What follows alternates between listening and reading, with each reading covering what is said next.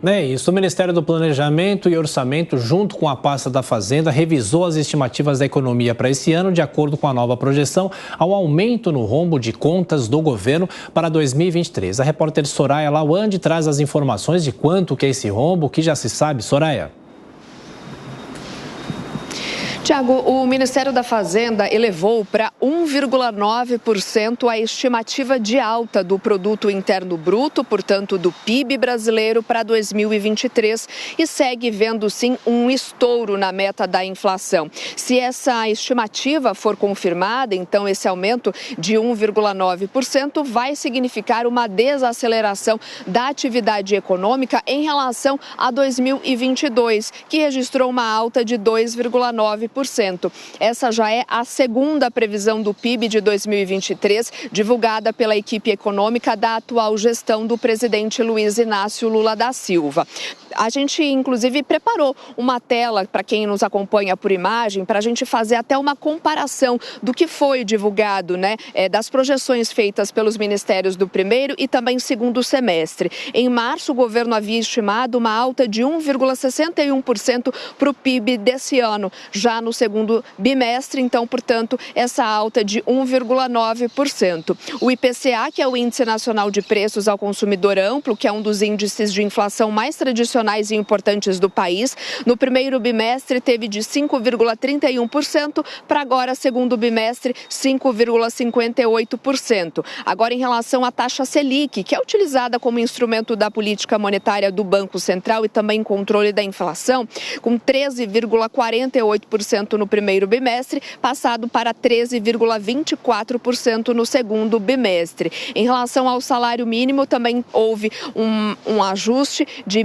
1.302 no primeiro bimestre para esse reajuste de R$ 1.320 no segundo bimestre. A estimativa do governo federal continua, portanto, acima da projeção do mercado financeiro, que prevê um crescimento de 1,2% para este ano, estimativa que foi coletada pelo Banco Central no Boletim Focus, que ouviu mais de 100 bancos na última semana.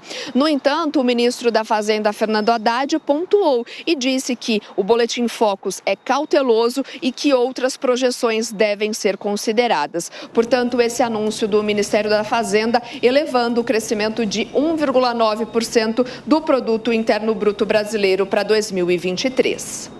São as projeções para a economia brasileira com a Soraya Lawande. Até mais tarde. Girando agora os nossos comentaristas. Nesta terça-feira temos o Fernando Capês, o Diogo Schelp. Schelp, começando por você. A projeção para a inflação principalmente preocupa agora. Até que ponto que o arcabouço fiscal pode ajudar a conter o que pode ocorrer nesses próximos meses? Bem-vindo, Schelp.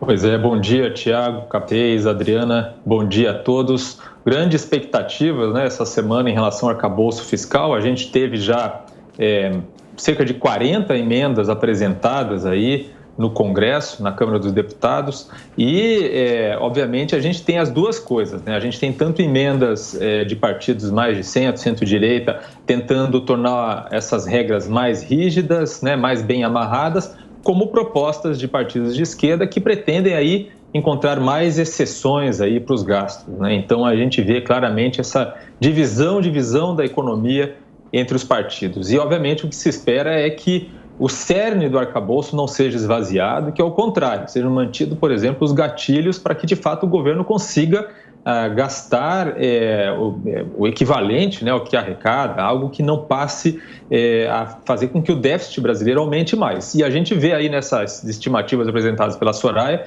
que a perspectiva é sim de um déficit maior esse ano, maior do que o 0,5, que foi prometido pelo governo, e o governo vem contando aí com questões aí transitórias que podem ajudar a equilibrar as contas públicas, mas que não são uma solução definitiva, como uma decisão do STJ recente que vai permitir uma arrecadação maior aí de 40 bilhões de reais mais ou menos este ano. Capês, bem-vindo também. Ainda cabe aumento dessa inflação no nosso país. O que esse índice diz sobre o Brasil pode causar na população? Bom dia, Adriana, Tiago, Diogo, amigos e amigas da PAN. Bom, em primeiro lugar, a gente deve avaliar que nós estamos com um rombo de 136 bi nas contas, mas estouramos no final do ano passado, para aquela PEC de transição, em 170 bilhões de reais o orçamento, o limite de despesas. Então, é claro que está havendo uma gastança, e é essa gastança que está provocando esse rombo.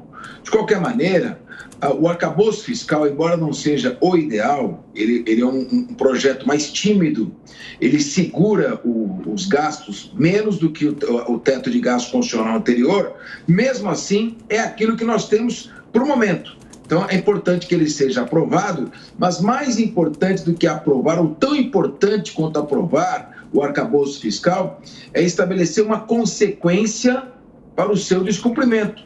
Porque senão fica uma norma de apenas de orientação, de recomendação. Isso não adianta nada. Então, nós esperamos que o Congresso Nacional aprove um arcabouço, nós temos que ter algum tipo de controle de gastos públicos. Estamos vendo aí a situação da Argentina, mas, ao mesmo tempo, coloque uma consequência para o caso de descumprimento. Caso contrário, como bem lembrou o Luiz Arthur, podemos voltar, quem sabe, olha que medo, no final dos anos 80, que a inflação batia 80% ao mês.